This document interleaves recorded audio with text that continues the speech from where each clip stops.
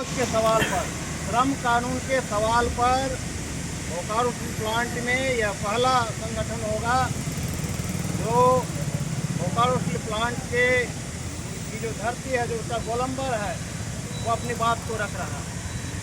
वह इस बात का परिचायक है कि हम केवल वेतन बढ़ोतरी की बात नहीं करते हैं, हम केवल वेज एग्रीमेंट की बात नहीं करते हैं, हम केवल ठेका मजदूरों के समस्याओं की बात नहीं करते हैं। जब देश में कोई घटना घटती है हम उसकी भी बात करते हैं। और यह जो घटना घटी है, यह जो लेबर लॉज में जो संशोधन नहीं, जो लेबर लॉज का जो नया कानून बन गया, हमारे साथी बोल रहे थे कि 29 श्रम कानून, ये तो अखबार में लिखा है ना, उसी को आप पढ़ रहे हैं 29 श्रम कानून।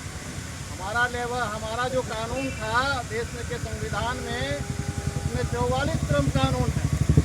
44 श्रम कानून को बनाया 29 में वो चला गया तो 13 को विलोपित कर दिया, मैंने उसको खत्म कर दिया और 29 का प्रसार किया गया, प्रचार किया गया।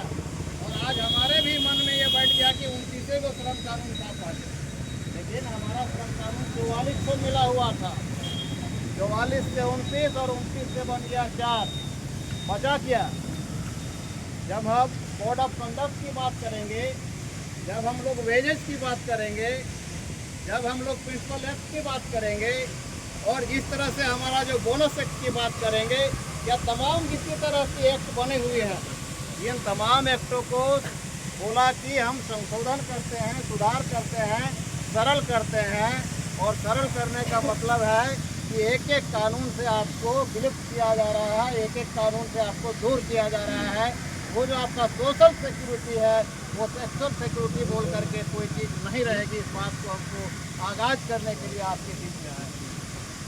हम कोई नकारात्मक बात करने के लिए भी यहाँ नहीं आए हैं। सरकार के हम साथ हैं, जरूर हैं, लेकिन जहाँ भी मजदूर विरोधी कदम होगा, किसान विरोधी कदम होगा, जहाँ भी इस तरह की घटनाएं घटेंगी, CITU का यह दायित्व बनता है कि आप मजदूरों को पॉलिटिकल रूप से भी एजुकेट कीजिए, उनके बीच में जाइए, उनके बीच में अपने बातों को रखिए और बताइए कि जो नया लेबर लॉज आया है उसमें आपको क्या मिलने वाला है, क्या नहीं मिलने वाला।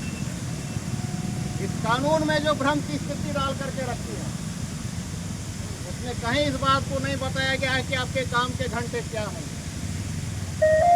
ये छोड़ दिया गया है स्टेट गवर्नमेंट के ऊपर में। अब यहाँ का स्टेट गवर्नमेंट तय करेगा कि यहाँ पर कितना काम का घंटा होगा। इसके पहले आपको मालूम होगा कि स्टेट गवर्नमेंट, उड़ीसा का, तमिलनाडु का, भाजपा प्रदेश में जितना भी राज्य है, ये तमाम जगहों के स्टेट गवर्नमेंट ने यहाँ काम के घंटे को बढ़ा दिया, वो बढ़ा करके 10 घंटा कर दिया।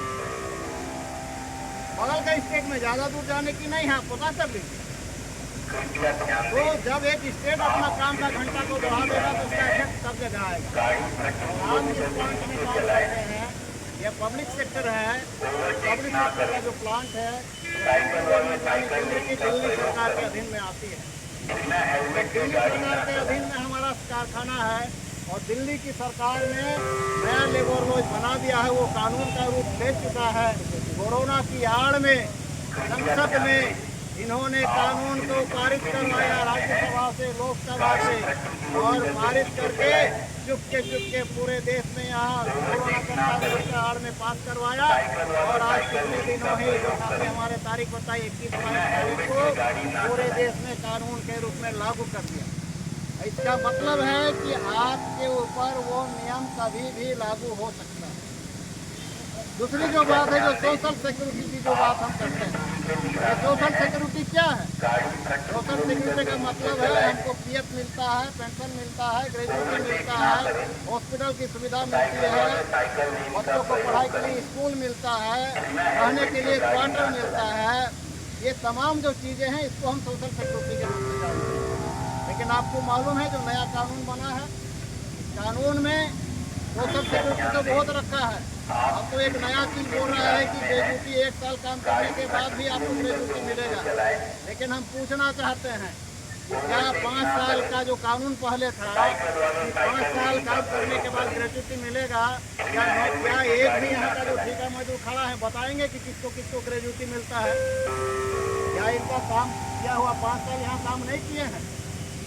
आपको टेक्निकल रूप से ऐसा करके रखेगा कि आप कभी 5 साल पूरा ही नहीं कर सकते। आपको टेक्निकल रूप से ऐसा करके रखेगा कि आप कभी 1 साल पूरा ही नहीं कर सकते काम। इसका मतलब है कि अभी जो काम आ रहा है वो काम आ रहा है फिक्स टर्म बेसिस।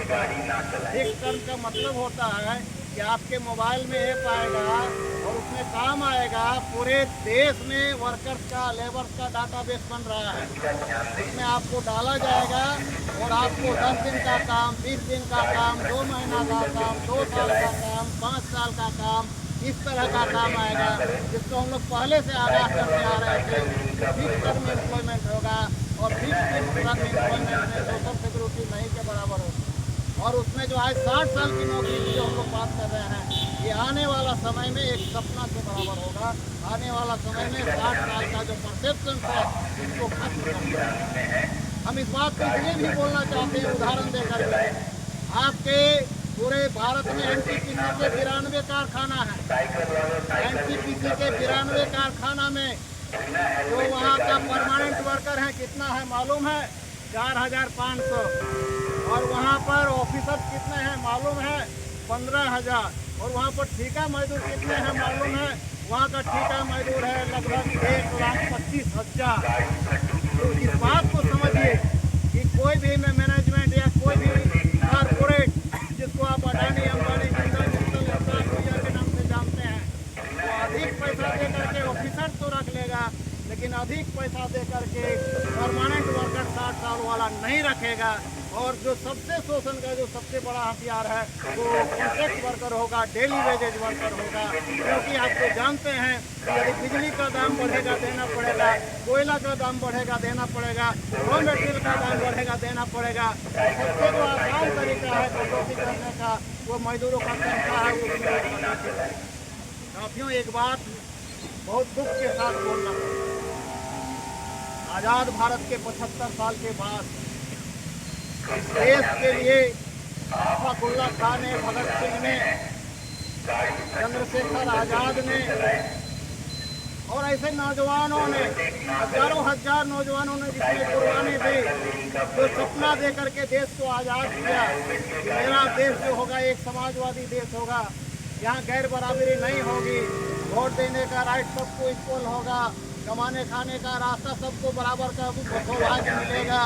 लेकिन आज 75 साल के बाद जो इनकम का रेशियो है, संविधान में बोलता है कि किसी कारखाना में, किसी क्षेत्र में जो रेशियो होता है पेमेंट का, जो सबसे निचला तबका का यदि 100 रुपया है, तो उससे बड़ा तबका का, सबसे बड़ा एमडी का कम से कम 1000 से ज़्यादा नहीं होगा, मतलब 1:10 का रेशियो होगा।